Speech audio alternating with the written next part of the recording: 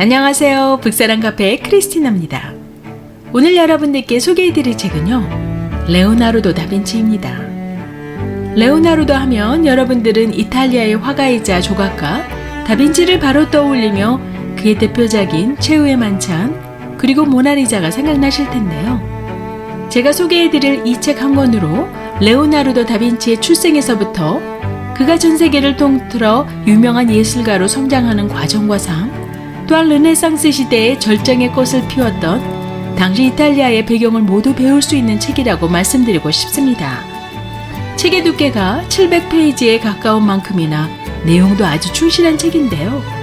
작가 월터 아이작스는요, 레오나르도의 걸작품을 소개하기보다는요, 무려 7200페이지에 해당되는 기록과 낙서가 담긴 500여 년 전에 쓰여진 그의 노트를 통해서요, 여러 학문 분야를 넘나드는 레오나르도의 탁월함을 우리들에게 전해주고자 하는 듯 싶습니다.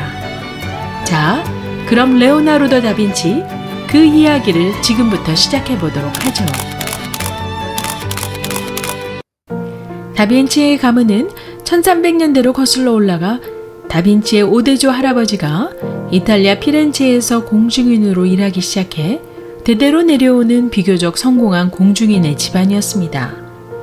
당시 공중인들은 상업경제가 활발한 이탈리아에서 상업계약서, 토지거래계약서와 유언장과 같은 법률 문서를 라틴어로 작성하는 등 없어서는 안 될 중요한 직업이었는데요.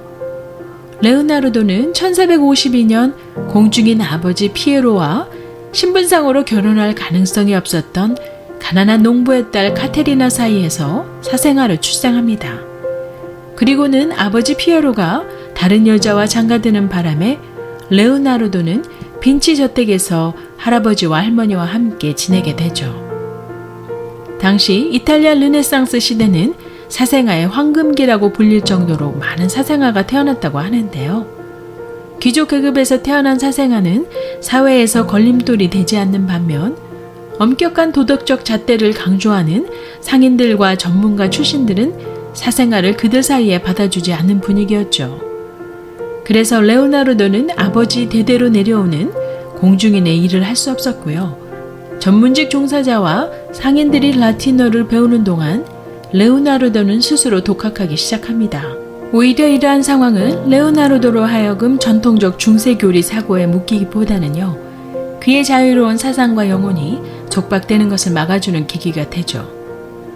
레오나르도는 많은 시간을 자연을 탐구하기 시작했고요. 남다른 그의 호기심은 아무도 눈여겨보지 않는 자연 현상에 집중하면서 경이로운 시선과 열정으로 세상을 관찰하는데요. 새의 날갯짓부터 얼굴을 스치고 가는 감정에 이르기까지 움직임을 포착하는 데 재능을 보이기 시작합니다. 레오나르도가 태어난 1452년 시대 정황은요, 구텐베르크가 활자 인쇄기를 발명해 정규교육을 제대로 받지 못한 사람들에게 도움을 주었었던 때였고요. 레오나르도는 크리스토퍼 콜럼버스가 대항해의 시대에 문을 열어주었던 동시대의 사람으로서요, 상업과 금융업으로 성공한 상인 계급들이 아낌없이 예술을 지원해 주었던 많은 예술자 후원 덕택으로 르네상스 시대의 피렌체는요, 예술을 펼치기에 아주 좋은 장소였습니다. 레오나르도는 12살까지 빈치 가문에서 성장했는데요. 그의 할아버지가 세상을 떠나자 아버지가 있는 피렌체로 와서 살게 되고요. 일찌감치 레오나르도의 재능을 감지한 그의 아버지의 인도로 14살이 되던 무렵에는 베오키오라는 피렌체에서 최고 수준의 작업실을 운영하는 예술가이자 금세 공인 밑에서 도제 교육을 받게 됩니다. 레오나르도는 모든 면에서 스승을 능가하는 제자로 두각을 나타냈고요. 너그러운 스승 밑에서 훈련받은 그는 심지어 쉽게 산만해지고 작업을 중도 포기하거나 몇 년씩 그림을 완성하지 못하는 성향까지 담게 됩니다. 이제 레오나르도는 훌륭한 여러 제자를 배출한 스승 밑에서 그의 예술적 천재성을 구성하는 드레이퍼리스작, 즉 실제 물체를 평면 위에 실감나게 옮기는 능력을 배우게 되고요. 이 밖에 이탈리아로 치아로스쿠로, 그림 위에 물체가 지닌 입체감과 가소성의 환영을 만들어내는 일을 배우면서요, 그의 자신 스스로가 스푸마토 기법을 개발하기에 이르는데요. 즉 연기로 가려진 듯한 흐릿한 가장자리를 그림에 표현하면서요, 우리에게 상상의 여지를 만들게 하는 이 기법은요, 그리스도의 세례와 모나리자 미소에 더해지면서 날카로운 선이 없는 신비로움을 더하는 레오나르도 예술의 특징으로 남아있게 됩니다. 1482년 그가 30살이 되던 해 그는 피렌체를 떠나 밀라노로 가게 되고요. 그곳에서 17년의 세월을 보냅니다. 당시 인구 12만이 넘는 밀라노는 피렌체의 3배의 면적이었고요. 피렌체에는 적극적으로 예술을 후원하던 메디치 가문이 있었지만요, 밀라노는 상업공화국이 아닌 스스로 세습 공작 지위를 얻은 군국주의 독재자들의 통치하에 있었던 도시국가였습니다. 레오나르도는요, 강인한 지도자들 하에 다양한 인재가 몰리는 밀라노와 안정된 급여 생활이 보장된 환경을 원했고요. 예술가가 부족했던 밀라노는 그에게 기회의 땅이었죠. 레오나르도는 밀라노에 도착했을 때 직장을 얻기 위해 지역 공작이었던 루도비코 스포르차에게 이력서를 쓰게 되는데요. 그 내용에는 자신의 작품에 대해서 한마디도 언급하지 않은 채 주로 그가 할 줄 아는 기술은 군사공학 기술임을 강조하면서요, 구체적으로 10가지를 나열합니다. 또한 구체적 군사기기를 제한할 수 있는 설계도와 스케치도 가지고 있었죠. 이로써 레오나르도는 예술가의 범위를 넘어 건축 그리고 기계공학을 넘나드는 다양한 재주와 능력이 있음을 엿볼 수 있습니다.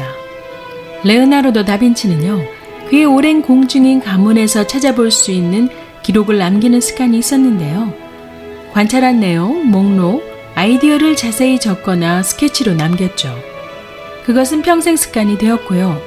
늘 그는 노트를 지니고 다니며 기록했습니다. 그는 기록할 때 다양한 관심사를 적었는데요. 페이지의 날짜를 거의 적지 않은 채 순서가 뒤죽박죽이었지만요, 다양한 아이디어를 적은 그의 노트는 내용을 들여다보면 종이에 기록된 것들 중에 인간의 가장 놀라운 관찰력과 상상력의 증거라는 평가를 받고 있습니다. 무려 7200페이지에 해당되는 노트는 레오나르도가 기록한 전체 분량의 4분의 1 정도 추정된다니 그가 얼마나 상상력과 창의력으로 넘치며 세심한 관찰력이 있었던 예술가였음을 짐작할 수 있습니다. 레오나르도는 멋진 외모와 근육질 몸매, 그리고 다정한 성격으로 잘 알려졌는데요. 덕분에 그에게는 절친한 친구가 많이 생겼다고 하죠. 또한 패션에도 남다른 감각이 있어 화려한 색의 옷을 입었고요.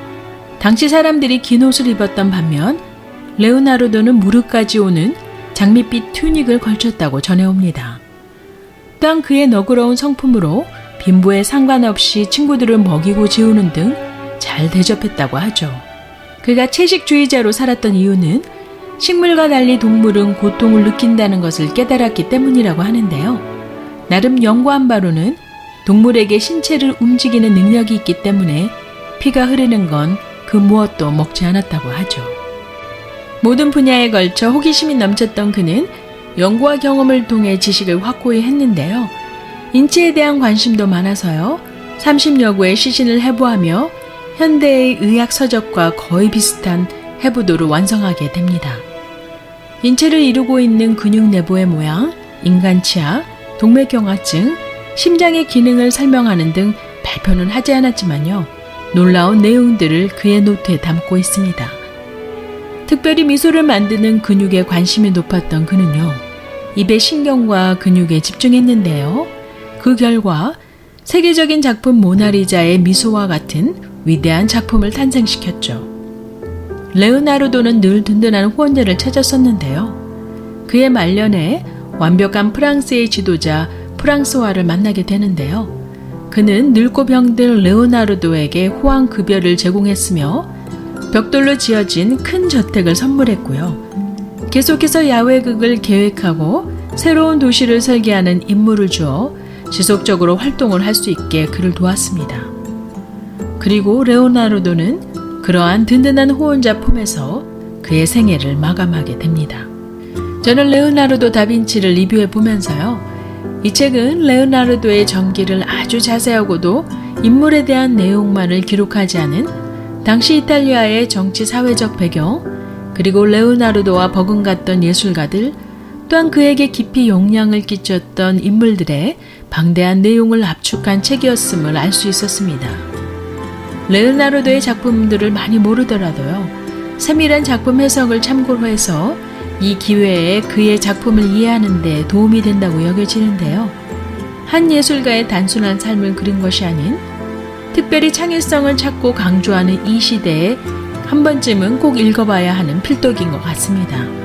어쩌면 제도화된 교육을 너무 강조하다 보면 각자 사람들에게 잠재해 있는 창의력을 장려하기보다는 그것을 오히려 막는 결과를 낳아서요. 500여 년 전에 활동했던 작가나 예술가와 같은 천재성 인물을 만들어내지 못하는 것은 아닐까라는 생각마저 들게 하는 책이었습니다.